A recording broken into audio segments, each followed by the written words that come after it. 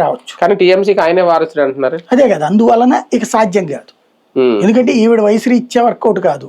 Next అలాగని వాడిని అయితే గనక ఎవరు యాక్సెప్ట్ చేయట్లేదు.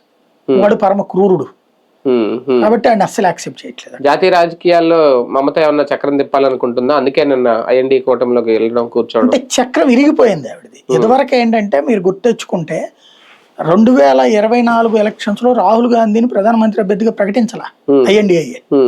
ప్రకటించకుండా అడ్డుపడింది ఆవిడ. ఎలక్షన్స్ అయ్యాక చూసుకుందాం అంది. అంటే కాంగ్రెస్ కూడా వదులుకోవాలి అనుకోవట్లేదా మమత? నిన్నేదో సోనియా గాంధీ పక్కన కూర్చొని మనం కలిసి ఉంటేనే ఏదైనా సాధ్యం అవుతుంది. సరే ఉంటది ఆవిడ కాన్సెప్ట్. సోనియా గాంధీని ప్రధానమంత్రి కావడానికి ఇష్టం లేదని బయటికి వెళ్ళిన ఆవిడ. అవును అవును, మొన్న కూడా రాహుల్ గాంధీ ప్రధాన అభ్యర్థి ఒప్పుకోలేదు కదా. అవును, ఓడిపోయింది కాబట్టి ఇప్పుడు కాసేపు కూర్చుంటది మళ్ళీ. కాంగ్రెస్ కి అవసరం ఉందా టీఎంసీ అవసరం? కాంగ్రెస్ కి తప్పదు అందరినీ, ఒక్క టీఎంసీ అనే కాదు దేశవ్యాప్తంగా. ఇప్పుడు కూటమి కట్టకపోతే కాంగ్రెస్ సింగల్ గా ఉంటే గనక పిచ్చిపోక అయిపోతుంది.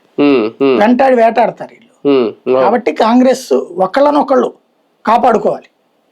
బీజేపీ ఎత్తుగడల నుంచి కాపాడుకోవడానికి కాంగ్రెస్ కి వీళ్ళ అవసరం ఉంది, వీళ్ళకి కాంగ్రెస్ అవసరం. భవిష్యత్తులో ఇంకా ఎమ్మెల్యేలు బయటకు వచ్చే అవకాశం ఉంటుంది 80 మందిలో.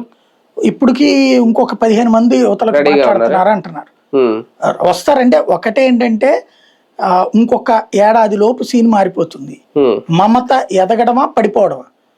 ఆవిడ జాతక రీత్యా కూడా చూస్తే సువేందు అధికారి ఎంటర్ అయిన తర్వాత ఆవిడ నాశనం ఉంటది. చివరికి మానసికంగా శారీరకంగా కుంగిపోయి అనారోగ్యం పాలయ్యి రాజకీయాలకు దూరం అవుద్దని ఉంది 28 తర్వాత. అది జరగచ్చు. అంటే రాజకీయంగా కూడా మీద కేసులు పెట్టడం ఇలాంటివి వాళ్ళు పెట్టరు. పెడితే సింపతి వస్తుంది. పెట్టరు. అభిషేక్ బెనర్జీ మీద పెడతారు కానీ ఆవిడ మీద పెట్టరు. ఆంధ్రప్రదేశ్ లో జరిగిన తప్పులు అక్కడ జరగదేమో, అక్కడ చేయదేమో. రైట్.